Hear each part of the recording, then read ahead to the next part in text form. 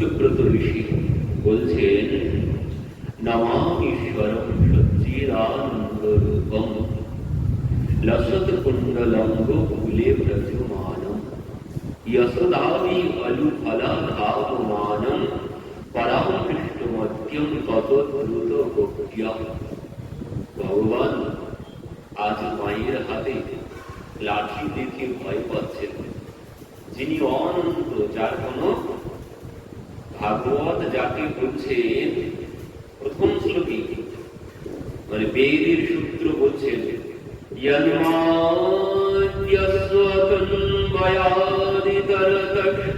চরতে সবিজ্ঞসরা তেনে ব্রহ্মবেদ আদি কবয়ে মোহয়ন্তি সূরয়ো তেজোবারি মৃদম যথ বিনিময়ো যত্র ত্রে সর্বো মৃষা ধাম্নসেন সদা নিরস্তু গুহ্যম সত্যম পরম ধীমহি। ভাগবতের প্রথম শ্লোক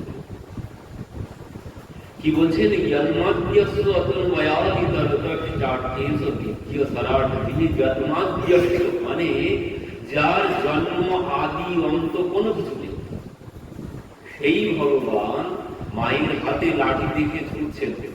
আবার সেই ভগবান মায়ের হাতে বন্ধন স্বীকার করছেন, যার আদি অন্ত কোনো কিছু নেই।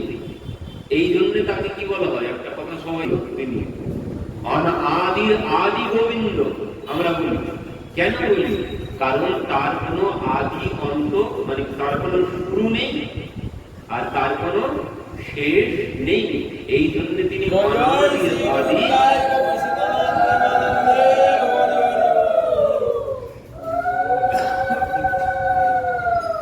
এই জন্য তাকে বলা হয় আদির আদি গোবিন্দ। তার কোনো আদিও নেই, আর যার আদি নেই মানে যার শুরু নেই তার কোনদিন শেষ থাকবে। যার শুরু আছে তার কিন্তু শেষ আছে। তো যার শুরু নেই তার কোনো শেষ নেই। তো এই জন্য ভাগবতে বলছে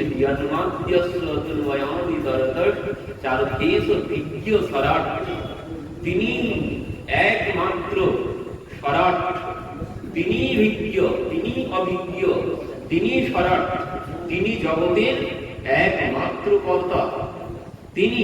আর তার সেই সমস্ত লীলাতে মুহ্যন্তি অসুরয়, মানে সমস্ত দেবতাগণ সবাই মোহিত হয়ে যান। সমস্ত দেবতা না, সমস্ত জগৎ, সমস্ত জগৎই তার মায়ায়, তার লীলায় মোহিত হয়ে যান। তার লীলা বোঝা বড় দায়। তার যিনি স্বয়ং পুত্র বলে মানা হয় ব্রহ্মাকে, ভগবানের পুত্র, প্রথম অবতার, মানে ভগবান থেকে সরাসরি ব্রহ্মাই এসেছেন।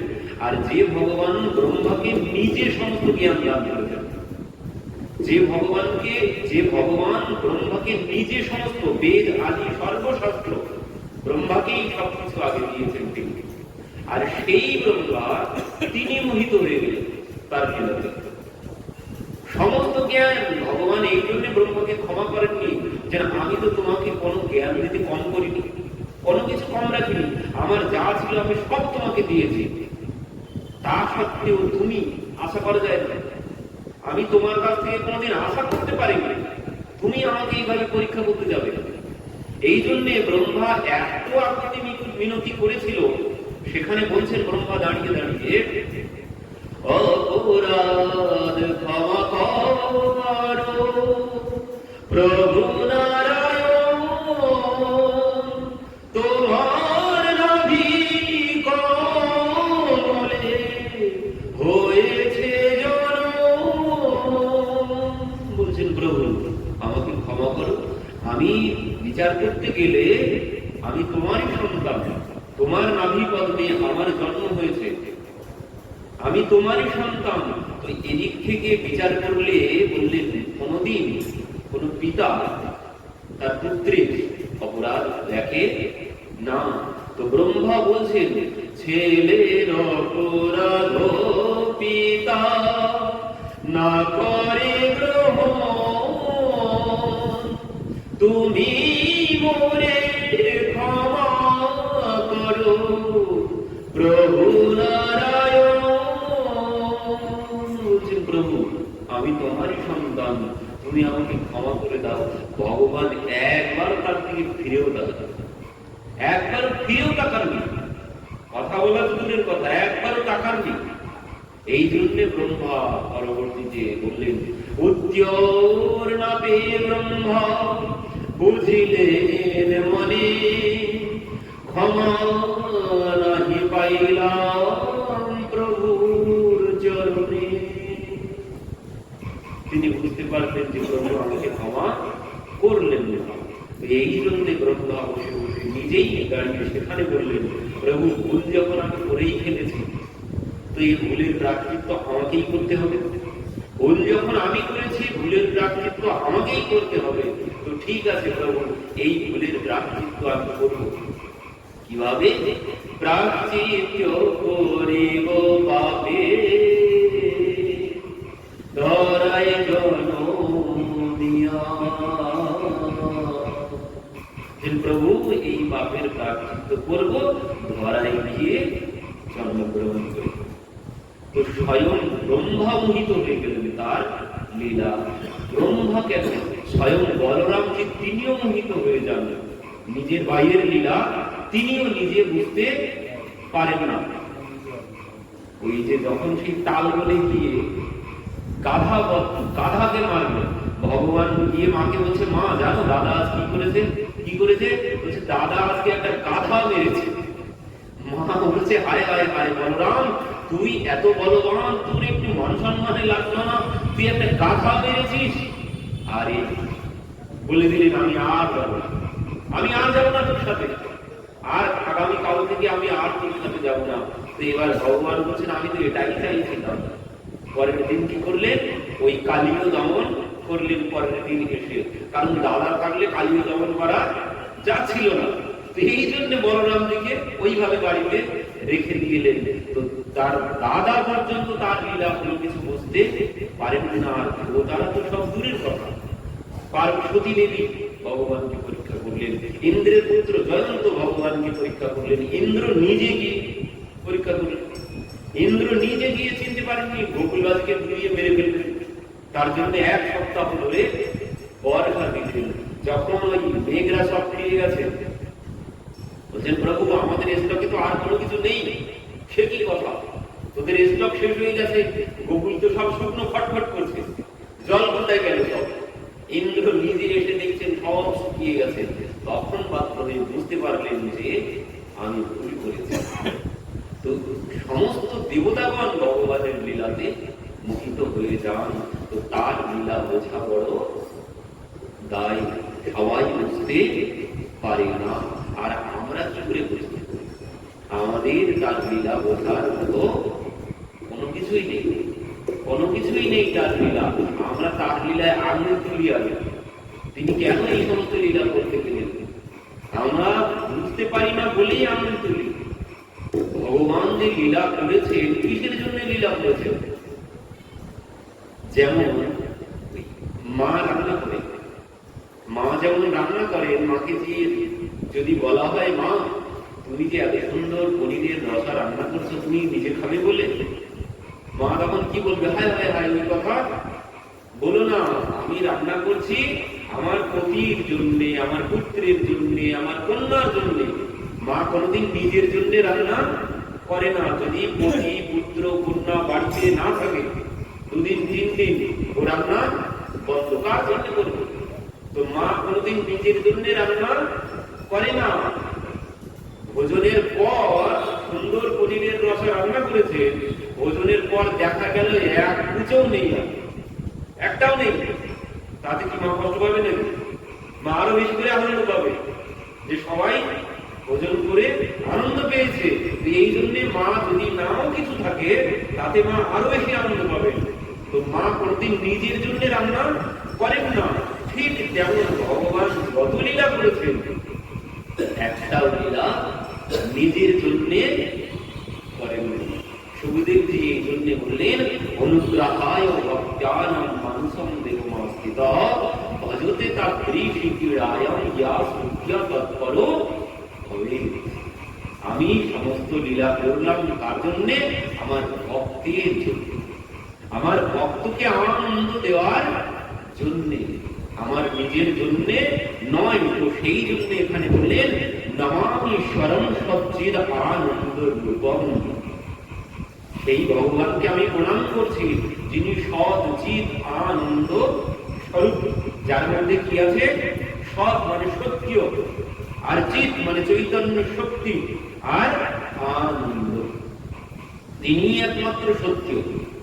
আর জগৎ যা কিছু দেখতে পাচ্ছি সব মিথ্যা। কেন মিথ্যা? কারণ বললেন মিথ্যা ঠিক নয়। মিথ্যা ঠিক নয় তো কি জন্য মিথ্যা বলা হচ্ছে? মিথ্যা এই জন্য বলা হচ্ছে এ ছিল না, এ আছে আর থাকবে না, এই জন্য মিথ্যা বলা হচ্ছে। আর সত্য কাকে বলা হচ্ছে?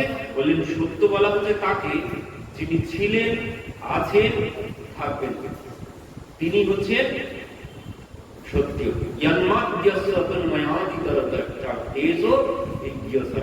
যিনি প্রথম থেকে ছিলেন। ব্রহ্মাকে যখন চতুর্শ্লোকী ভাগবতের উপদেশ করলেন, তখন ব্রহ্মাকে বললেন যে আমি ছিলাম, আমি আছি, আমি থাকব। তো এই জন্য ভগবানকে বলা হয় সত্য। তিনি একমাত্র সত্য। আমি ছিলাম না, আমি আছি, আমি থাকবো না, আমি মিথ্যার জন্য। তো তিনি সত্য। আর কি বললেন? তিনি চৈতন্য রূপে আমার মধ্যে আছেন, শক্তি রূপে। সেই জন্যে আমি সমস্ত কর্ম যা কিছু করছি তিনি আমার মধ্যে আছেন বলে আমি সমস্ত কর্ম করতে পারছি। তিনি যখন আমাকে ছেড়ে চলে যাবেন তখন সবাই घर किनार अधिक हित जासु संग रहत सदा लागी। बोले प्रेत प्रेत कही सब भागी। যাকে ছাড়া চলতো না, যার গলা জড়িয়ে ধরে সর্বক্ষণ থেকেছি, আমার এই তিনি যখন আমাকে ছেড়ে চলে যাবেন তখন কিছুক্ষণ পরে কি বলবে? ভয় করছে, তাড়াতাড়ি নিয়ে যাও, তাড়াতাড়ি নিয়ে যাও। তখন সবাই বলে ভূত, তখন বলবে ভূত, ভয় পাচ্ছি, তাড়াতাড়ি বাইরে নিয়ে যাও। তখন আর বলবে না যে বাবা এতদিন ছিল, একটা দিন থাক, বাবা এতদিন ছিল, একটা দিন থাক। আর কেউ বলবে না। এমন ভাবে তোর জোর করবে যেন তাদের খুব এক গুরুত্বপূর্ণ কাজ আছে, কাজ তাড়াতাড়ি করে দেখিয়ে দিবে, এমন ভাবে তখন সমস্ত ব্যবস্থা হবে। কেউ বলবে না যে 1 ঘন্টা বেশি থাকবে, কত 1 ঘন্টা আগে তাড়াতাড়ি নিয়ে যাওয়া যায় সেই চিন্তা করবে, বাড়ির থেকে বার করা যায়। কেউ বলবে না যে 1 ঘন্টা বেশি থাক, আস্তে আস্তে করি, কেউ বলবে না। এমন ভাবে কাজ করবে যেন তাদের খুব গুরুত্বপূর্ণ কাজ আছে। যত তাড়াতাড়ি পারে তারা তোমাকে বিদায় করতে পারলে বাঁচে। এখন বললেন তিনি ওই ভগবান ছিলেন বলে আমার মধ্যে, আমার মূল্য ততক্ষণ আছে। তো ভগবান আমার মধ্যে কিভাবে আছে? ভগবান আমার মধ্যে চৈতন্য শক্তি রূপে। আর এই চৈতন্য শক্তি রূপে কেমন ভাবে আছেন? তটস্থ রূপে আমার মধ্যে বসে আছেন। ভগবান সমস্ত জীবের মধ্যে কিভাবে আছেন? তটস্থ রূপে বসে আছেন। তটস্থ শক্তি কাকে বলে? তটস্থ শক্তি হচ্ছে ওই বিদ্যুৎ শক্তি যেভাবে সুইচ বোর্ডের মধ্যে থাকে, বিদ্যুৎ শক্তি যেভাবে সুইচ বোর্ডের মধ্যে থাকে, ওই সুইচ বোর্ডে আমি যে সুইচ দেব সেই লাইটের সুইচ দিলে লাইট জ্বলবে, ফ্যানের সুইচ দিলে ফ্যান চলবে, এসির সুইচ দিলে এসি চলবে। ওই বিদ্যুৎ শক্তি আমাকে কিন্তু কোনো কিছু বলতে হবে যে আমাকে দিয়ে ফ্যান চালাও, আমাকে দিয়ে এসি চালিও না, আমাকে দিয়ে লাইট জ্বালিও না, কোনো কিছু বলতে হবে না। কিন্তু আমি যে কোনো কাজে ওই শক্তি ব্যবহার করতে পারি, তবে ওই শক্তি কিন্তু প্রয়োজন। ওই শক্তি ছাড়া আমি কোনো কিছু করতে পারবো না। তো ঠিক তেমন ভগবানও আমার মধ্যে ওই বিদ্যুৎ শক্তি রূপে, বিদ্যুৎ শক্তি রূপে আমার মধ্যে বসে আছেন। আর এই জন্য বলা হয় ওই যা কিছু করি সব ভগবানই করায়। অনেকে বলে মানে যা কিছু করি, সত্য কথা, যা কিছু করছি তিনি আছেন বলেই করছি। এবার এখান থেকে তাহলে একটা প্রশ্নও দেখা যায়, তাহলে যদি তিনি সব করেন, আমি কোনো কিছু করছি, তিনি আমার মধ্যে আছে বলে আমি সবকিছু করছি, তাহলে তিনি সবকিছু করছেন, তার ইচ্ছা ছাড়া একটা পত্র বসে পড়ে আমরা বলি। তো তিনি সব করাচ্ছেন। তাহলে এবার যিনি একটু বেশি বুদ্ধিমান তিনি এখানে বুদ্ধি লাগান। কি বুদ্ধি লাগান? তিনি বলেন কি, তাহলে আমি যখন খারাপ কর্ম করব, সেও তো ভগবানই করিয়েছে, তাহলে ওর ফল আমি ভোগ করতে যাবো। যখন খারাপ কর্ম করি তখন বলি ওর ফল আমি কেন ভোগ করতে যাব, কিন্তু যখন ভালো কর্ম করি তখন কিন্তু আর বলি না ওর ফল আমি কেন ভোগ করবো। ভালো কর্ম হলে তখন আর বলবো না যে ওই ফল আমি ভোগ করবো না, কিন্তু যখন খারাপ কর্ম করি তখন বলি ও তো সব ভগবান করিয়েছে, আমার দ্বারাই তো কোনো কিছু হয়নি, ভগবান না পারলে আমি কোনো কিছু করতে পারি না। মানে খারাপের বেলায় ভগবানের উপরে চাপিয়ে দিই, ভালোর বেলায় কিন্তু আর ভগবানের উপরে চাপাই না। এই হচ্ছে আমাদের সমস্যা। তো কিন্তু ভগবান আমাদের মধ্যে আছেন তটস্থ রূপে, তিনি কোনো কিছু বলতে আসবেন না, তুমি তাকে যে কোনো শক্তিতে মানে যে কোনো কাজে ব্যবহার করতে পারো, তিনি শুধু দেখেই যাবেন, কোনো কিছু বলবেন না। যেমন একজন সাধু ছিলেন, তো সেই সাধু কি করেছে, নিজের চেষ্টায় আশ্রম বানিয়েছে। এখন আশ্রম বানিয়ে সেখানে সুন্দর ফুল বাগান করেছে।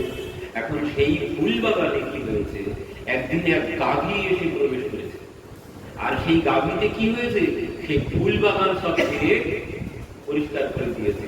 আর এনার মাথায় এমন ক্রোধ চেপেছে, ইনি এমন মার মেরেছে, সে গাভী সেখানে বাগানের মধ্যেই মারা গেছে। এবার যেই গাভীটি প্রাণ হারিয়েছে সঙ্গে সঙ্গে গোহত্যার পাপ এসেছেন। সাধু বলছেন, কে তুমি? আমি গোহত্যার পাপ। তো তুমি এখানে কেন এসেছো? বলছেন, তুমি গোহত্যা করেছো, এই জন্য আমি তোমার মাথায় বসবো। সাধু বলছেন, আমি গোহত্যা করলাম? গোহত্যার পাপ? বলছেন, হ্যাঁ, এই যে আপনি এক্ষুনি গোহত্যা করেছেন। সাধু বলছে, শোনো, গোহত্যা আমি করিনি।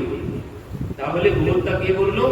যে গোহত্যা করেছে আমার হাত, গোহত্যা করেছে আমার হাত, আমি করিনি। আর এই হাত চালানোরও একজন মালিক আছে। আমাদের সমস্ত অঙ্গ প্রত্যঙ্গের এক একজন করে মালিক আছে। হাতের মালিক কে? হাতের মালিক হচ্ছে ইন্দ্র। ইন্দ্রের কাছে চলে যাবে। গোহত্যা যদি করে থাকে কেউ, তো ইন্দ্রই করেছে, তুমি ইন্দ্রের কাছে চলে যাবে। তো গোহত্যার পাপ সোজা ইন্দ্রের কাছে গেছে। ইন্দ্র বলছেন, কি ব্যাপার, তুমি কে? আমি গোহত্যার পাপ, এই ঘটনা সাধু বলেছে, তুমি গোহত্যা করেছো, তো তোমার মাথায় আমি বসবো। ইন্দ্র বলছেন, ও বুঝলাম ব্যাপারটা, আমি গোহত্যা করেছি, সাধু বলেছে। তো দেখো, আমি হাতের মালিক হতে পারি, আমি হাতের মালিক হতে পারি, কিন্তু এই হাতের মালিক আমি, কিন্তু হাতে যে কার্য করার যে শক্তি, ও শক্তির মালিক আমি না। হাতে কার্য করছে, যে হাত কার্য করছে, সেই কার্য করার যে শক্তি সে দিয়েছে আরেকজন। তাহলে যদি গোহত্যা কেউ করে থাকে, আমি করিনি, যিনি ওই শক্তি দিয়ে রেখেছে উনিই করেছে, তুমি তার কাছে চলো। সে কে? যে চলো না, আমি নিয়ে যাচ্ছি। গোহত্যার পাপকে ইন্দ্র নিয়ে সোজা ভগবানের কাছে গেছে। বলছেন, প্রভু আপনি গোহত্যা করেছেন। কেন আমি গোহত্যা করলাম? বললেন, এই ঘটনা। এইভাবে বিচার করে দেখা গেল যে আপনি গোহত্যা করেছেন, আপনার শক্তি ছাড়া তো কোনো কিছু হবে না। আপনি জীবের মধ্যে আছেন, তাই যে কর্ম করছে, তাহলে তার দায় তোমাকেই স্বীকার করতে হবে। ভগবান বলছেন, ও বুঝলাম ব্যাপারটা আমি এবার। তো ঠিক আছে, আমি গোহত্যা যখন করেছি, তো চলো। তিনজনাই এসেছেন সাধুর আশ্রমে ছদ্মবেশে। একজন শেঠজি সেজেছেন, একজন মৌসি সেজেছেন, তো সেজে এসেছেন, একজন কর্মচারী সেজেছেন, আর একজন। তো এইভাবে তিনজন এসেছেন, এসে আশ্রমে প্রবেশ করেছেন।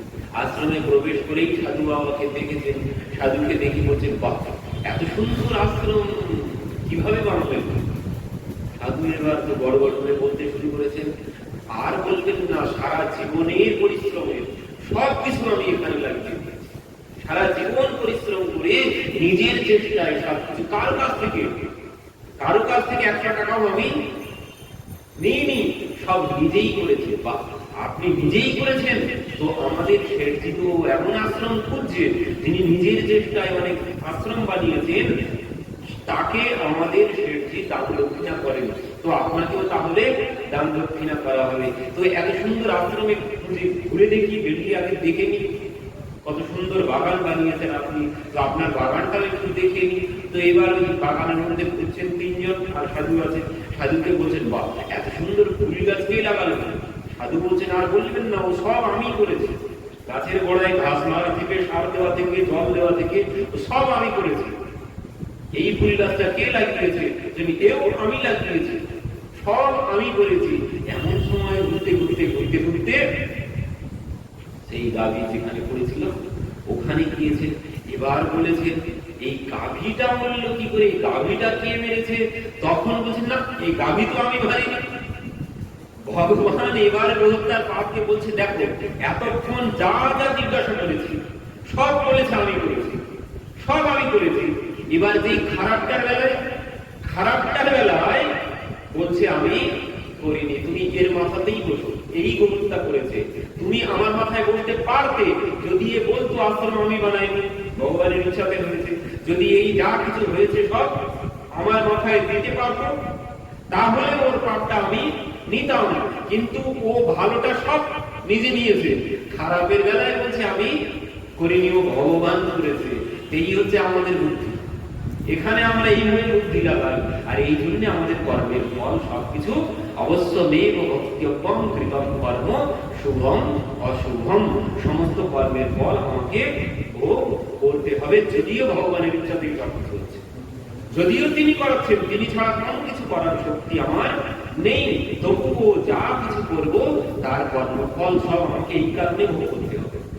এই কারণে আমি সমস্ত কর্মের ফল ভোগ করব। তো ভগবান আমার মধ্যে আছেন ওই চৈতন্য শক্তি রূপে। তিনি যতক্ষণ আছেন ততক্ষণ আমার মূল্য আছে। আর যেই তিনি চলে যাবেন, তাড়াতাড়ি বারবার ভয় করছে ভূত, তখন আর কোনো মূল্য আমার নেই। আর কি বললেন, তিনি হচ্ছেন আনন্দ স্বরূপ, তিনি একমাত্র আনন্দ স্বরূপ। জগতে আর কোথাও আনন্দ নেই। জগতে আমরা যাকে আনন্দ বলি, যাকে আমরা আনন্দ বলে নিয়েছি জগতে, এই আনন্দ কোনো আনন্দ নয়, ওই একদিন দুই দিনের আনন্দ। জগতের যত আনন্দ আছে ওই একদিন দুই দিনের আনন্দ, তারপরে কিন্তু আর কোনো আনন্দ ওখানে নেই। এই যে বড় বড় প্যান্ডেল হলো, বড় বড় লাইটের ব্যবস্থা হলো, তো লাইট প্রথমবার খুব আনন্দ পেয়েছি, দেখি দ্বিতীয়বারে একটু আনন্দ পেয়েছি, তৃতীয়বার কি আর কোনো আনন্দ ওখান থেকে এসেছে? আসবে না। একদিন, দুই দিন, তিন দিন, চার দিনের দিন আর দেখতেই ইচ্ছে করে।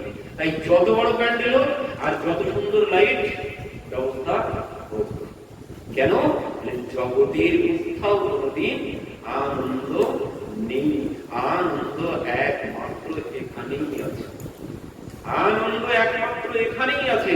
কিন্তু আমরা সেই আনন্দের ঠিকানা জানি না, ওই ভুল ঠিকানায় গিয়ে আনন্দ খুঁজে বেড়াই। আর এই জগতে যত আনন্দ আছে তার পিছনেও কিন্তু আরো একটা বিষয় আছে। জগতে যেখান থেকে আনন্দ নেব, আমি এখান থেকে আনন্দ পাবো, এই ভেবে সেখান থেকে যেই আমি আনন্দ নিতে যাব, ওর পেছনে কিন্তু আরেকজনও আছে, তাকেও নিতে হবে, তাকে কিন্তু বাদ দেওয়া যাবে না। ওই আনন্দের পিছনে দুঃখও আছে। জগতের যত আনন্দ আছে তার পেছনে কিন্তু সমস্ত আনন্দের ক্ষেত্রে জগতে যেখানে আনন্দ পাবেন তার পিছনে জেনে নেবেন এর পিছনেও দুঃখ আছেই আছে, কোনো ভুল হবে না। কিন্তু জগতে যত আনন্দ আছে তার পিছনে দুঃখ আছে। জগতের আনন্দ নিলে দুঃখটাকেও নিতে হবে। আর একটি বিষয় আছে, যদি আমি ওই আনন্দ গ্রহণ না করি, জগতের আনন্দ যদি আমি গ্রহণ না করি, তাহলে কিন্তু আর আমাকে দুঃখটাও গ্রহণ করতে হবে না। কিন্তু আমরা দুঃখটা নিতে চাই না, আনন্দটাই নিতে চাই। কারণ এ সংসারে সুখ নাই, এ সংসারে সুখ আছে মায়ার ওপারে। সুখ বলে তুমি দেখো যারে, সে তোমায় দুঃখ দেওয়ার পরে আছে সুখের আকার বলে। ও একটা সুখের আকার ধারণ করে বসে আছে, ও কোনো সুখ নয়, ওর পিছনে দুঃখই আছে। আর ওটাই সত্য, ওটাই সত্য। তো এখানে সুখ বলে কোনো কিছু নেই। কেন নেই? কারণ এটি হচ্ছে দুঃখালয়, দুঃখালয় জগৎ। এ সুখালয় নয়, এটি দুঃখালয়। বস্ত্রালয়ে যেমন বস্ত্র পাওয়া যায়, পুস্তকালয়ে যেমন পুস্তক পাওয়া যায়। তো পুস্তকালয়ে গিয়ে বলবেন না যে বস্ত্র দিন, পাবো না। তো ঠিক তেমন এটি হচ্ছে দুঃখালয়। এখানে সুখ কি করে পাবো? এখানে কোনো সুখ নেই। যাকে সুখ বলে মনে করি ও কোনো সুখ নয়, ওটি হচ্ছে দুঃখ। দুঃখটাই সুখের আকার ধরে বকের মতো বসে আছে তপস্বী সেজে। বকের মতো তপস্বী সেজে বসে আছে। ভুল যদি করো বলো হরি হরি বল হয়ে যেতে হবে। মাছগুলো ভুল করে ফেলে, ভাবে যে তপস্যা করছে সাধু, সাদা পোশাক করা একদম এক পায়ে দাঁড়িয়ে তপস্যা করছে। কেন তপস্যা করছে? পেছন দিকে কিন্তু মতলব আলাদা। তো জগতের সুখটাও ঠিক এরকম, তোমাকে ধরার জন্যই বসে আছে জগতের সুখ। বকের মতোই এক চরকে দাঁড়িয়ে তপস্যা করছে তোমাকে ধরার জন্য। এখানে সুখ বলে কোনো কিছু নেই। তো এখানে আনন্দ কোথায় আছে, সুখ কোথায় আছে? একমাত্রই ভগবানের কথাতেই আছে। আনন্দ যদি নিতে চাই, আনন্দ যদি পেতে চাই, একমাত্র ভগবানের কথাতেই আনন্দ আছে। আর কোথাও কোনো আনন্দ নেই। আর এখানে কিন্তু কোনো নিরানন্দ নেই। এখানে যত খুশি আনন্দ নিতে পারি, কিন্তু আবার একটা বিষয় আছে, তো নিতে তো আবার সবাই পারি না। এই আনন্দ গ্রহণ করা, তো জগতের আনন্দটা গ্রহণ করতে সবাই পারি, কিন্তু এই যে কথার মধ্যে, ভগবানের কথার মধ্যে, ভগবানের রূপের মধ্যে যে আনন্দ আছে, যে আনন্দ তো অনুভব সবাই, এই আনন্দ হজম করতে সবাই পারে না, সবাই গ্রহণ করতে পারি না। তো তার জন্যে আগে অনেক নির্ভর হতে হবে, নিজেকে তৈরি করতে হবে এই আনন্দ। মানে সব খাবার সবাই হজম করতে পারে না। তো এই জন্য ওই কি হয়, আমরা যে কথা শ্রবণ করতে আসি, তাও কি হয়, বারবার ঘড়ির দিকে তাকাই। অধিকাংশ জায়গায় দেখি শ্রোতারা সব ওই ঘড়ির দিকেই তাকিয়ে বসে থাকে, কখন 1 ঘন্টা শেষ হবে, কখন সময় শেষ হবে। কেন ঘড়ির দিকে কেন নজর যাচ্ছে? কারণ আমি ওখান থেকে কোনো কিছু নিতেই পারছি, আমি ওখান থেকে কোনো কিছু নিতেই পারছি না। বক্তার মতো বক বক করে চলে যাচ্ছে, আমি কোনো কিছু নিতে পারছি না। আমি যদি ওখান থেকে নিতে পারতাম, আমি যদি ওখান থেকে রস আস্বাদন করতে পারতাম, তাহলে কিন্তু আর ওই ঘড়ির দিকে নজর যেত না। আমি এখান থেকে কোনো কিছু নিতে পারছি না বলে আমার নজরটা ঘড়ির দিকে চলে যাচ্ছে। কেন? কারণ আমার মধ্যে অনুরাগ নেই, আমার মধ্যে সেই প্রেম নেই, আমার মধ্যে সেই প্রেম নেই। কথায় বসে ভাবি সময় শেষ হয়ে গেছে, বাড়িতে গিয়ে ওই কাজ করতে হবে, সেই কাজ করতে হবে, ওই কাজ করতে হবে, নানান রকম চিন্তা কথা করতে বসে বসে ভাবতে থাকি কখন সময় শেষ হবে আর কখন বাড়িতে যাব। তো এমন ভাবে বসে এমন ভাবে কথা শ্রবণ করে কিন্তু কোনো লাভ নেই। কথা যদি শ্রবণ করতে হয় অনুরাগের সাথে শ্রবণ করতে হবে, তাহলে কি হবে? আমরা যত কলিযুগে, অন্য যুগে যেতে হবে না, কলিযুগে যত সাধু সাধু মহাত্মা যারা হয়েছেন, কলিযুগের যত সন্ত হয়েছে, তাদের দিকেও একবার তাকান। আমরা শুধু গল্প শুনি, আমরা নিজের বেলায় দেখতে পাই না। কেন দেখতে পাই না? কারণ আমার মধ্যে সেই অনুরাগ নেই, আমার মধ্যে সেই প্রেম নেই। যে প্রেম প্রিয়াজি ভগবানকে দর্শন করছেন দুপুর বেলা 12টার সময় চৈত্র মাসের দিনে, দাঁড়িয়ে দাঁড়িয়ে গোবর্ধনের তটে দাঁড়িয়ে দাঁড়িয়ে প্রিয়াজি প্রভুকে দর্শন করছেন চৈত্র মাসের দিনে, শিলাখণ্ডের উপরে দাঁড়িয়ে। ললিতা সখী বলছে প্রিয়াজি চরণের তল তো পুড়ে যাচ্ছে, উপরে তাপ, নিচে শিলাখণ্ডের আলতা, এখানে দাঁড়ানো যাচ্ছে না। প্রিয়াজি এখন চলো চলে যাই, পরে এসে দর্শন করবো। প্রিয়াজি বলছে না সখী দাঁড়া না, আরেকটু দর্শন করতে দে, দাঁড়া না, আরেকটু দর্শন করতে দে। ললিতা সখী বারবার বলছে এখানে দাঁড়ানোই যাচ্ছে না, চরণের তলা পুড়ে যাচ্ছে, এত গরম। কিন্তু প্রিয়াজি কোন তাপ অনুভব করছেন না। কেন? তার মধ্যে প্রেম আছে, তার মধ্যে অনুরাগ আছে। প্রেম অনুরাগ যেখানে থাকবে সেখানে কষ্টটা কষ্ট বলে মনে হবে না।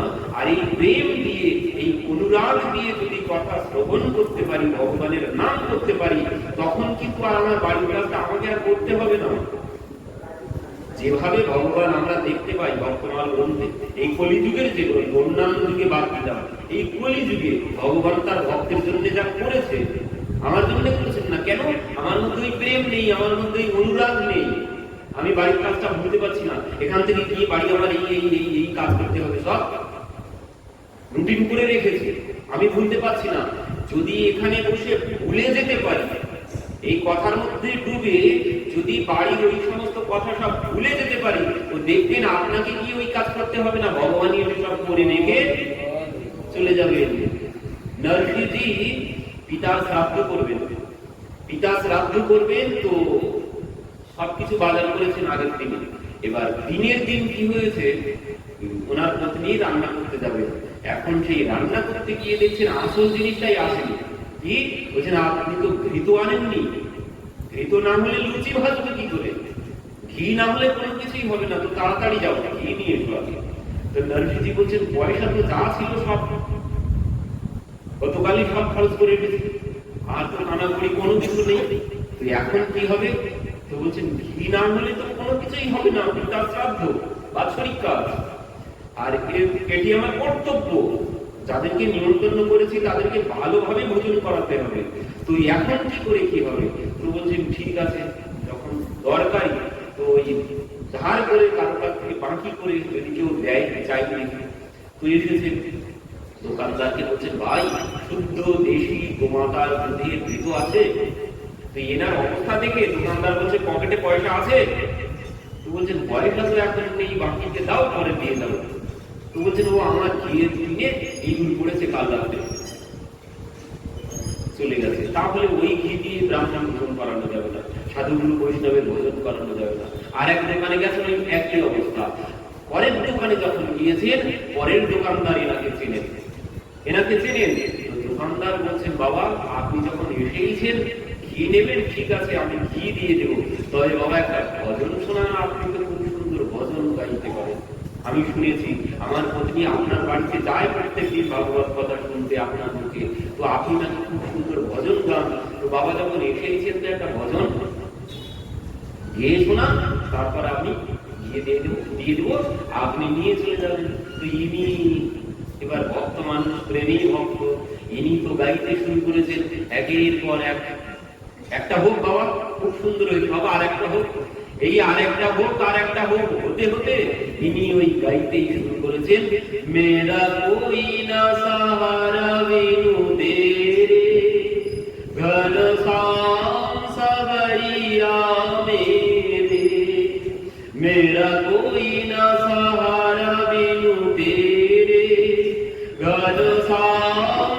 সাবরিয়া মেরে, मेरे चार तरफ अंधेरे प्रभु का तो दुख के घेरे, मेरा कोई न सहारा बिनु तेरे घन श्याम सावरिया मेरे।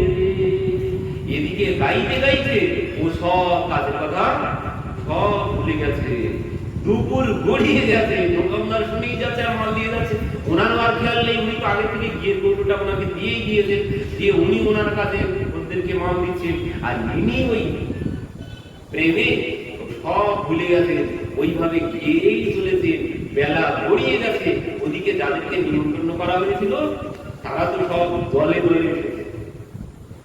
এবার কি হবে, তখন ওনার পত্নী বলছেন, প্রভু আমার নৌকা তো ডুবে যেতে বসেছে, এবার যার আগের দিনে ব্রাহ্মণরা খুব ভর্তি ছিল, তারা এসেছে সব, বলছে এত বেলা হয়ে গেছে, এখানে তো রান্না বান্নার কোনো ব্যবস্থা দেখছি নাই, ভিতরে দেখতো, ভিতরে গিয়ে দেখছি কোনো ব্যাপার নেই, কোনো কিছু নেই, এত বড় সাহস, নরসিংহ আমাদেরকে নিমন্ত্রণ করেছে এইভাবে অপমান করার জন্য, কোনো ব্যবস্থা হয়নি, আমরা এক্ষুনি অভিশাপ দিয়ে যাব, আর আমাদের অভিশাপে সব শেষ হয়ে যাবে। নরসিংহজির পত্নী তাদের চরণে ধরে বলছেন, বাবা ক্ষমা করুন, এক্ষুনি সব ব্যবস্থা হয়ে যাবে, আমার পতিদেব সব ব্যবস্থা করে আসবেন, পতিদেব ওদিকে ফেরা হয় না সাহারা বিনু তেরে, ওইভাবেই গিয়ে চলেছেন। তখন কি হলো, এনার পত্নী ভগবানকে ডাকতে শুরু করলেন, প্রভু আমাদের সামর্থ্য, এর মধ্যে আবার কি হয়েছে, উনি নিমন্ত্রণ করতে গিয়েছিলেন 5 জন ব্রাহ্মণকে, আর ওই গ্রামের চ্যাংড়া আছে তো তারা কি করেছে, ওই গ্রামের যত ব্রাহ্মণ বৈষ্ণব ছিল সবাইকে নিমন্ত্রণ করে দিয়েছে। এনাকে বলছেন, বাবা আপনি বাড়ি চলে যান, আমরা 5 জন ব্রাহ্মণ পাঠিয়ে দেবো আগামীকাল। এই বলে এরা কি করেছে, ওই গ্রাম শুদ্ধ যত ব্রাহ্মণ ছিল সবাইকে বলেছেন আপনারা সবাই চলে যাবেন, আপনাদের সবার নিমন্ত্রণ। গ্রাম শুদ্ধ 700 ব্রাহ্মণ সব এসেছে। আর নরসিংহীর পত্নী দেখে বলছেন, হাই প্রভু, এখন কি হবে? আমাদের তো 5 জনের ব্যবস্থা আমরা করতে পারিনি, আর এই গ্রাম শুদ্ধ সবাই এসেছে, এখন কি হবে প্রভু? এরা যদি অভিশাপ দেয় সব তো শেষ হয়ে যাবো আমরা প্রভু, তুমি ছাড়া আর কেউ নেই। ভগবান ভোজন করতে বসেছিলেন দুপুর বেলা, ভোজন করা বাদ দিয়ে ভগবান চুপচাপ বসে আছেন। রুক্মিণী দেবী বলছেন, কি হয়েছে প্রভু? তখন বলছেন, আমার ভক্ত বিপদে হয়েছে। রুক্মিণী দেবী বলছেন, তাহলে তুমি কেন বসে আছো? এই কথা শ্রবণ করেই ভগবান বেরিয়ে পড়েছেন। 400-500 গাড়ি লাইন দিয়ে আসছে, আর প্রথম গাড়িতে ভগবান বসেছে। কিভাবে বসেছে? ভগবান প্রথম গাড়িতে ওই নরসিংহীর রূপ ধারণ করেছে। নরসিংহীর রূপ ধারণ করে ভগবান প্রথম গাড়িতে বসেছেন, আর গাড়িতে বসে বসে ওই গাইছেন নরসিংহীর সব থেকে প্রিয় ভজন এটি। উনি ওটাই গাইতে থাকেন পথে ঘাটে চলতে চলতে, সর্বক্ষণ মেরা কোই না সাহারা বিনু তেরে ঘন সাম সাবরিয়া মেরে। বলছেন, প্রভু আমার কেউ নেই, তুমি ছাড়া, তুমি আমার সব। তো ভগবান এখন নরসিংহীর অভিনয় করছেন, তো ভগবান নিজেই করতাল বাজিয়ে গাড়িতে বসে বসে ওই গান গাইতে গাইতে ভগবান নিজে আসছেন। গ্রামের লোকজন সব দেখে ভাবছেন, আরে বাবারে, নরসিংহী আজ এইভাবে গাড়িতে করে যাচ্ছে, নরসিংহীর পেছনে এত গাড়ি, কি ব্যাপার হলো? তাদের আর কারণ মাথায় কাজ করছে না। ভগবান এসেছেন। পত্নী জিজ্ঞাসা করছে, এত বেলা গড়িয়ে গেল, এতক্ষণ তুমি কি করছিলে? ভগবান বলছেন, দেখো এইসব এখন বলার সময় নেই, তাড়াতাড়ি রান্না বান্নার ব্যবস্থা করো। তো নরসিংহীর পত্নীকে নিয়ে ভগবান নিজে রন্ধন করলেন, করে সেই ব্রাহ্মণ ভোজন সব নিজে করালেন, করিয়ে সেই নরসিংহীর পত্নীর হাতে ভগবান নিজে ভোজন করলেন, করে আরো অনেক ঘটনা আছে। করে ভগবান সন্ধ্যাবেলাতেই বলছেন, তুমি এখন বসো, আমি আসছি বলে ভগবান বেরিয়ে পড়েছে। নরসিংহী করতাল বাজাতে বাজাতে, মেরা কোই না সাহারা বিনু তেরে ঘন সাম সাবরিয়া মেরে, গাইতে গাইতে বাড়িতে ফিরছেন। আর ফিরতে ফিরতে ভাবছেন, আর যে কি হয়েছে, এখন তো সন্ধ্যা হয়ে গেছে, মানে কি হয়েছে তার কোনো ঠিক ঠিকানা নেই। এবার যখন বাড়ির সম্মুখে এসেছেন, তখন কি হয়েছে? এসে দেখছেন মানে ভিতরে ঢোকা যাচ্ছে না, ঘরের সম্মুখে ওই এঁঠো পাতা পাহাড় হয়ে জমে আছে। নরসিংহী বলছেন, আমাকে তো সবাই নানান রকম কথা বলে, তো কেউ হয়তো হিংসা করে আমার বাড়ির সম্মুখে এঁঠো পাতাগুলো এইভাবে ঝাঁপিয়ে রেখে গেছে, থাক আর কি হবে, ভগবানের ইচ্ছা। এই ভেবে তিনি আস্তে আস্তে পাহাড় দিয়ে ভিতরে প্রবেশ করেছে। মানিক ওই ঘরে ওই বাঁশের খুঁটি, ওই খুঁটিতে হেলা দিয়ে চুপচাপ বসে বসে ওই ভাবছেন যে এতক্ষণ কি হলো, আমরা তো 5 জনকেই ভোজন করাতে পারছিলাম না, আর এই গ্রাম শুদ্ধ সবাই এসে ভোজন করে গেল, ব্যাপারটা কি হলো? আমি স্বপ্ন দেখলাম না সত্য সত্য কি হলো? কোনো কিছু তিনি ভেবে পাচ্ছেন না। এমন সময় নরসিংহী আস্তে আস্তে এবার মাথাটা গানটা বন্ধ করে দিয়েছে, দিয়ে মাথা নিচু করে পত্নীর সম্মুখে গিয়ে দাঁড়িয়েছে। দাঁড়িয়ে বলছেন, মানিক গৌরী, আজ হয়তো ব্রাহ্মণরা খুব কথা বলে গেছে না? তুমি তো জানো আমি যে ভজন গাইতে গাইতে কখন যে ভজনের মধ্যে হারিয়ে গেছি, আমার আর কোনো খেয়াল নেই। ব্রাহ্মণরা সবাই এসে ফিরে গেছে না? এই কথা যেই বলেছে, মানিক গৌরী চোখের দিকে মুখের দিকে মানে চোখ বড় বড় করে তাকাচ্ছে। কি বলছো, তোমার মাথাটা ঠিক আছে তো? তুমি এই যে এক্ষুনি আমার হাতে ভোজন করলে, করে বললে তুমি বসো, আমি এক্ষুনি আসছি, এই বলে তুমি চলে গেলে, তো ফিরলে তো কি এখন মাথা খারাপ হয়ে গেছে নাকি? এত কিছু করে চলে গেলে, তুমি ভোজন করে গেলে, আবার এখন সব কি বলছো? নরসিংহী বলছে, কি বলছি মানে? হ্যাঁ, তুমি তো এক্ষুনি সবকিছু করে ভোজন করে বললে আমি এক্ষুনি আসছি, তুমি বসো, এই বলে চলে গেলে। তখন নরসিংহী বলছেন, আমি চলে গেলাম? হ্যাঁ, তুমি তো এই চলে গেলে। আর আজ কি হয়েছে জানো? তোমার কি সব মাথাটা খারাপ হয়ে গেছে? আমরা 5 জন ব্রাহ্মণকে ভোজন করাতে পারছিলাম না, সেখানে 700 ব্রাহ্মণ এসে ভোজন করে গেল।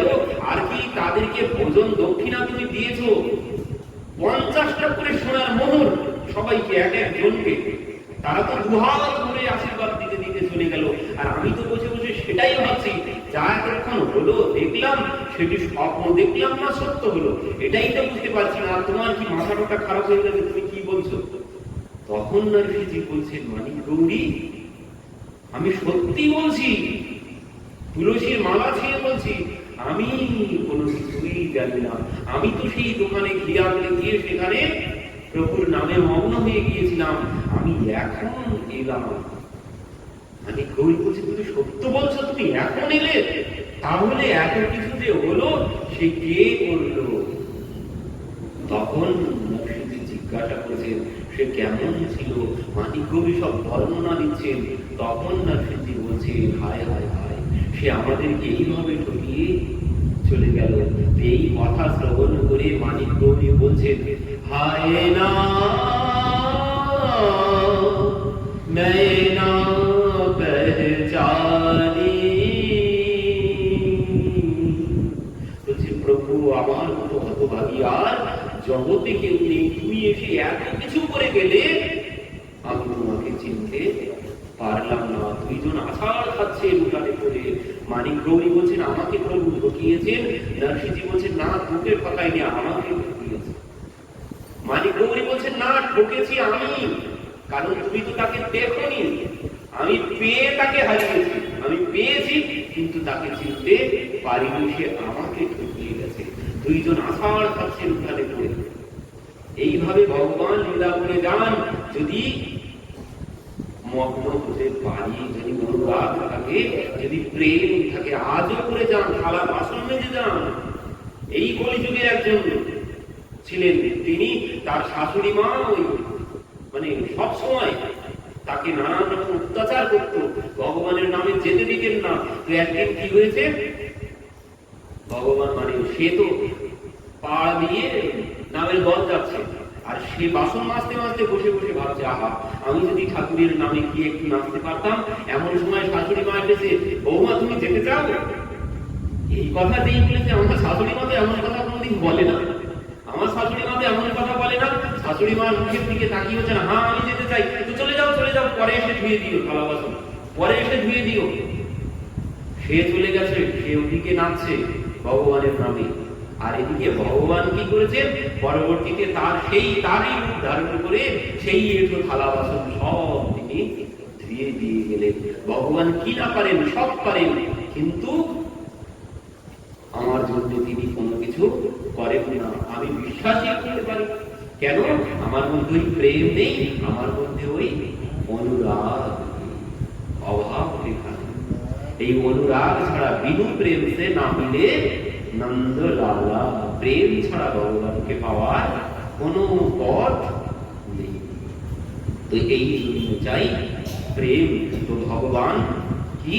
ভগবান এই আনন্দ স্বরূপ, ভগবানই একমাত্র, ভগবানের কথাতেই আনন্দ আছে, আর জগতে কোথাও আনন্দ নেই।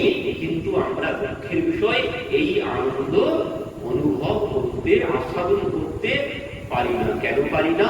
ওই প্রেমের অভাব, ওই অনুরাগের অভাব। তো ভগবান যত লীলা করেছেন সব কিন্তু আমাদের জন্যে, ভক্তকে আনন্দ দেওয়ার জন্য। এই যে দাবি বন্ধন লীলা করেছেন, সেটাও ভগবান ভক্তের জন্যই করেছেন, নিজের জন্য নয়।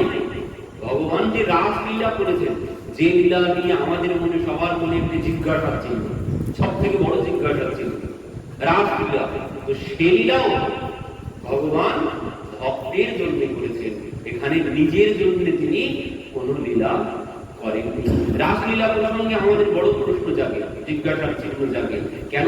কারণ রাসলীলা সম্পর্কে আমাদের কোনো ধারণাই নেই। রাস যে কি, রাস যে কাকে বলে, এই ধারণা আমার মধ্যে নেই। তাই আমরা প্রশ্ন করি, আমরা নানান রকম কথা বলি। রাস আসলে কি? রাস আসলে কি? রাস হচ্ছে জীবাত্মার সাথে পরমাত্মার মিলনকে বলে রাস। জীবাত্মার সাথে পরমাত্মার মিলনকে বলে রাস। সুখদেবজি পরিষ্কার বলেছেন, যখন ওই ভগবান বাঁশি বাজিয়েছেন, যখন ভগবান বাঁশি বাজালেন, তখন কি হলো? নিশম্য গীতম তদনম কেবর্ধনম ভজস্ত্রিয়ঃ কৃষ্ণ গৃহীত মানস। ভগবানকে পাওয়ার জন্য যে যেভাবে ছিল, বাঁশির ধ্বনি শ্রবণের সাথে সাথে যে যেভাবে ছিল সেভাবেই ছুটতে শুরু করেছেন। কিভাবে বলছেন তাও, কি বললেন? লিঙ্গন্ত প্রময়ন্ত অঞ্জন্ত কাঠিচ লোচনে ব্যস্ত অস্ত্র বস্ত্র বরণা কাশী কৃষ্ণন্তিকম যজু। বলছেন কি, কেউ ঘর লেপন করছিল, কেউ ঘর লেপন করছে। লিঙ্গন্ত প্রময়ন্ত অঞ্জন্ত কাঠিচ লোচনে, নয়নে কেউ কাজল মাখছিল, এক নয়নে কাজল রেখেছে আর এক নয়নে মাখা হয়নি। কেউ বস্ত্র পরিধান করেছে তবু অর্ধেকটা বস্ত্র পরিধান করেছে আর অর্ধেকটা এখনো পরা হয়নি। বাঁশি যেই বেঁধেছে ছুটতে শুরু করেছে। কারো প্রতি কেউ পতির সেবা করছিল, কেউ সন্তানকে দুগ্ধ পান করাচ্ছিল। বাঁশি বেঁধেছে তো সবাই ছুটতে শুরু করেছে। এর অর্থ কি বোঝাচ্ছে? এর অর্থ কি বোঝাচ্ছে? মৃত্যু যখন ডাক দেবে তখন আর সময় থাকবে না। যেভাবে আছি সেভাবেই তোমাকে ছুটতে হবে। তো রাজ হচ্ছে এই বিষয়, অন্য কোনো বিষয় না। জীবাত্মার সাথে পরমাত্মার মিলন ঘটানোকেই বলে রাজ, অন্য কোনো বিষয় এখানে নেই। কিন্তু আমরা যে ভুল ব্যাখ্যা করে ফেলি। কেন ভুল ব্যাখ্যা করে ফেলি? আমাদের মধ্যে ওই মায়া বসে আছে। দৈবী হেসা গুণময়ী মম মায়া দূরত্বয়া। এই জন্যই সুখদেবজি বলেছিলেন, আমি যাব না ধরাধামে, আমি যাব না। তিনি 14 বছর বসে আছেন, তিনি 14 বছর মায়ের গর্ভে বসে আছেন। কেন? আমি ওই জগতে গেলে মায়া আমাকে গ্রাস করে ফেলবে। কিন্তু সেই মায়া থেকে মুক্ত হওয়ার মাস হচ্ছে এটি, সমস্ত বন্ধন থেকে মুক্ত হওয়ার মাস, মানে আত্ম উদ্ধারের মাস। এই মাস, এই দামোদর মাস হচ্ছে আত্ম উদ্ধারের মাস। এই যে জন্ম মৃত্যু চক্রে আমরা ঘুরে বেড়াচ্ছি, পুনরূপী জন্মনাম পুনরূপী মরণম পুনরূপী জন্মী জন্মে শয়নম। কতবার জন্ম গ্রহণ করেছি, কতবার মৃত্যুবরণ করেছি, এখন কোনো কিছু মনে নেই। এই যে জন্ম মৃত্যু চক্রের যে দাসত্ব, বলেন এই দাসত্ব থেকে মুক্ত হওয়ার মাস এটি। কারণ বললেন এই মাস হচ্ছে কথা রাখার মাস। এ মাস কথা রাখার মাস, যে কথা দিয়ে এসেছি সেই কথা রাখার মাস এটি। কারণ এ মাসে যদি কথা না রাখতে পারি তাহলে কিন্তু আর কোনো সুযোগ আসবে না। এ মাস এত প্রভুর এত প্রিয় কেন? প্রভুর কাছে এই মাস সব থেকে প্রিয়। ভগবানের কত কত রূপ আছে না? মৎস্য কুর্ম বরাহ আদি যত যত, রাম পরশুরাম আদি যত যত অবতারের কথা আমরা জানি, তার মধ্যেও এই মাসটাও ভগবানের একটি অবতার। এই যে দামোদর মাস, এই মাসটাই ভগবান নিজে, এই মাস হচ্ছে ভগবান নিজে, ভগবানের অবতার এটি। এই জন্য ভগবানের কাছে অতি প্রিয় এই মাস। আর এই মাসেই হচ্ছে কথা রাখতে হবে, যে কথা আমরা দিয়ে এসেছি, যে কথা আমরা দিয়ে এসেছি। কিন্তু আমাদের তো কোনো মনেই নেই। কোনো কথা মনে আছে আমরা যে কথা দিয়ে এসেছি? কপিল ভগবান মাকে বলছেন, মা, জীব যখন মায়ের গর্ভে থাকে, যখন তার 7 মাস বয়স হয়, তখন কি হয়? বলছেন সেই 7 মাস বয়স থেকে আগামী যতদিন থাকলো সেখানে বসে বসে একটাই কথা বলি। কি বলি? বলছেন, যদজনী প্রমুচ্চে হম প্রপদ্যে পুরুষত্ব মহ, হে পুরুষত্ব মহ, তুমি আমাকে এখান থেকে মুক্ত করো, এই অন্ধকার থেকে। আব জগ যাই ভেজ চক্র পানি, শির হেট উপর চরণ সংকট বাদ উচ্ছত না করি। বলছেন, প্রভু, এই দুঃখ যন্ত্রণা কেউ জিজ্ঞাসা করতে আসে না। এই গর্ভের মধ্যে, অন্ধকারের মধ্যে যে যন্ত্রণা ভোগ করছি, এই যন্ত্রণা কেউ শুনতে আসে না। এখানে যে যন্ত্রণা, মাথাটা নিচের দিকে, পাগুলো সব উপরের দিকে, অন্ধকারের মধ্যে 10 মাস 10 দিন যে যন্ত্রণা ভোগ করেছি, সে কথা এখন হয়তো মনে নেই। কিন্তু মাতৃগর্ভে সব মনে ছিল, মাতৃগর্ভে সব মনে ছিল। ভাগবত বলছে, স্বয়ং কপিল ভগবান কোথায় আছে? সব কিন্তু বারবার গঙ্গাসাগরে একবার। সেই কপিল ভগবান নিজে বলছেন মাকে, বলছেন, মা, জীব যখন মায়ের গর্ভে থাকে তখন কি হয়? বললেন, তত্রালব্ধা স্মৃতির দৈবাৎ কর্ম জন্ম সদুদ্ভব। সেখানে জীব তার গত শত জন্মের কথা, কর্মের কথা সব ভগবানের ইচ্ছায় সব তার মনে পড়ে যায়। যখন আমি মাতৃগর্ভে ছিলাম, সেখানে যখন আমার 7 মাস বয়স হয়েছে, তখন আমি সেখানে বসে বসে দেখতে পেয়েছি গত 100 জন্মে আমি কোথায় জন্মগ্রহণ করেছি, সেখানে আমি কি করেছি, সব কিছু দেখতে পাই। মায়ের গর্ভে বসে বসে সব দেখতে পাই, আর তখন বলতে থাকি, হে প্রভু, যে ভুল করেছি গত 100 জন্মে, এবার তুমি সুযোগ দাও, ওই ভুল আর করবো না, ওই ভুল আর করবো না প্রভু, এবার তুমি সুযোগ দাও, এই শেষ, আর আসবো না, এই অন্ধকারে আর আসবো না প্রভু, এবার গিয়ে তোমারই নাম করবো। কিন্তু কি হইল, যেই এসেছি, তুলসী দাস বলছেন, আমার অবস্থা কেমন হয়েছে, ও মে পরত ভাবর পানি জীবি জীব হি মায়ালে কোটানি।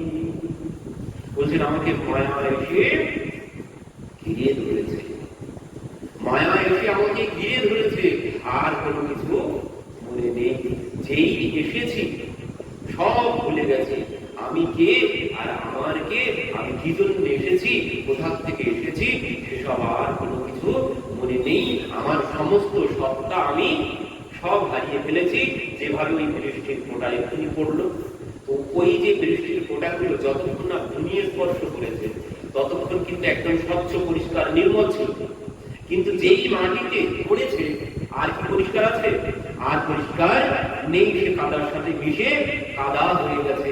তো আমারও অবস্থা ওই হয়েছে, আমিও কাদার সাথে মিশে কাদা হয়ে গেছি।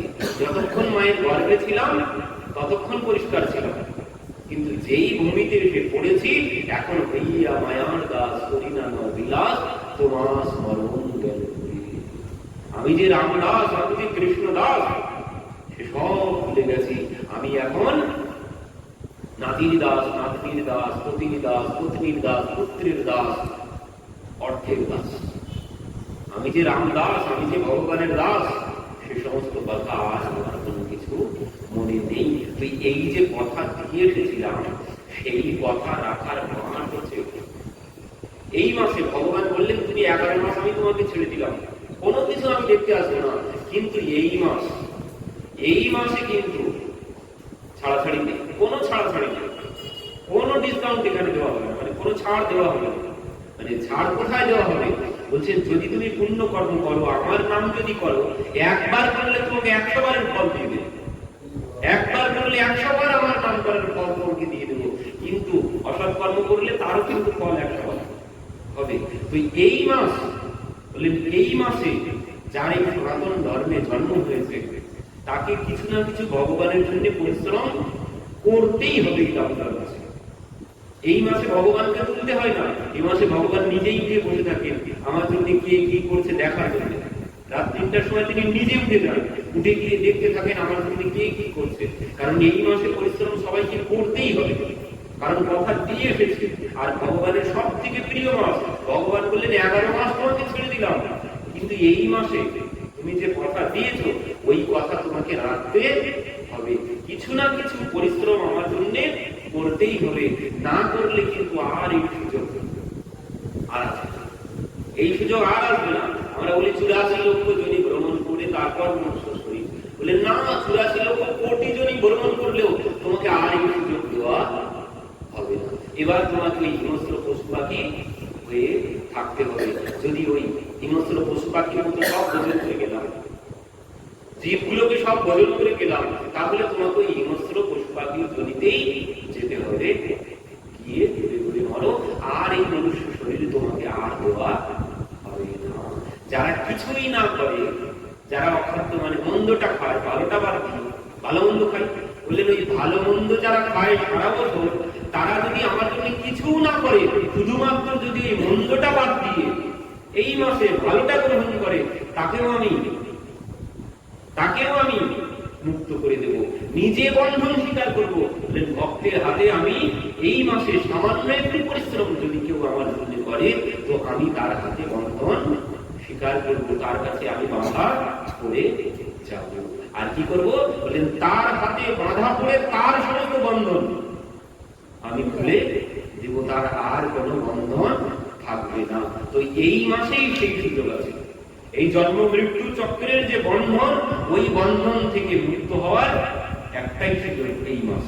আর এই মাসে যদি কিছু না করি, ও বন্ধন আর কোনোদিন খুলবে না, ও ওইভাবেই করে থাকবে। তো এই জন্যে এ মাসে ভগবানের জন্য কিছু না কিছু পরিশ্রম আমাকে করতেই হবে।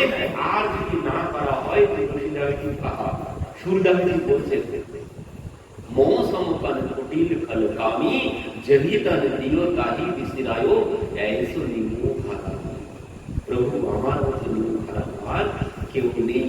তুমি আমাকে এত সুন্দর মানব শরীর দান করেছো, এত সুন্দর মানব শরীর দান করেছো, তারপরেও আমি তোমার নাম করলাম না। তো আমার মতো নিমো খারাপ আর কে আছে? এত কথা দিয়ে এসেছে, সেখানে বসে বসে প্রভু আর এই ভুল করবো না। আমি নিজে কথা দিয়ে এসেছি, কিন্তু মনে নেই, এখন সব ভুলে গিয়ে এখন এই মায়ার দাস হয়েছি, এই যুগে কোনো কিছু মনে নেই। তো বললেন যদি এই কথা না রাখতে পারি এই মাসে, তাহলে বললেন তুমি নিমু খারাপ ছাড়া আর কোনো কিছু নয়। তো এই জন্য এই মাসকে গুরুত্ব দিতেই হবে, কিছু না কিছু ভগবানের জন্য পরিশ্রম করতেই হবে। কারণ দেখুন নিজের মা পরিশ্রম করছে, একদা গৃহ দাসী যশোদা নন্দগেহিনী পরমান্তরণী যুক্ত আসিবার নির্মমন্থন স্বয়ং দধি, মা নিজে দধি মন্থন করছে, একদা বলে দিলেন। কারণ মা সবসময় করেন না, মা সবসময় করেন না, এই জন্য বলেছেন একদা গৃহ দাসী। একদিন মা যশোদা এই দামোদর মাসে তিনি ভগবানের জন্য দধি মন্থন করছেন, নিজে হাতে দাস দাসী সবাইকে বাইরে বার করে দিয়েছে। এতদিন দাস দাসী করতো, কিন্তু আজ মা করছেন এই দামোদর মাসে। এই জন্য বলছেন তার নিজের মা, তিনি যেমন তেমন কেউ না, নন্দগেহিনী যশোদা তিনি করছেন, আর তুমি করবে না মানে? তোমাকেও পরিশ্রম ভগবানের জন্য এই মাসে কিছু না কিছু করতেই হবে। আর ভগবান বললেন যদি কেউ এই মাসে আমার জন্য একটু পরিশ্রম করে, তাহলে কি হবে? পরিশ্রম দৃষ্টা কৃপয়াসিত সবর্ণভাবে, আমি তার কাছে নিজে বন্ধন স্বীকার করব। যিনি প্রথমেই শুনলাম অনাদির অনন্ত, যার কোনো আদি নেই, যার কোনো অন্ত নেই, সেই ভগবান এসে ভক্তের কাছে বন্ধন স্বীকার করছেন। কখনোই প্রেম চাই, প্রেম ছাড়া তিনি কারো কাছে বন্ধন স্বীকার করবেন না। তো বলছেন এই মাসে প্রেমেরও দরকার নেই, একটু পরিশ্রম করে যাও, একটুখানি মনটাকে শক্ত করে পরিশ্রম করে যাও, তাতেই আমি বন্ধন পড়ে যাবো তোমার কাছে, এর থেকে আর সুযোগ পাওয়া যাবে না। এই জন্য এই মাসে পরিশ্রম ভগবানের জন্য করতে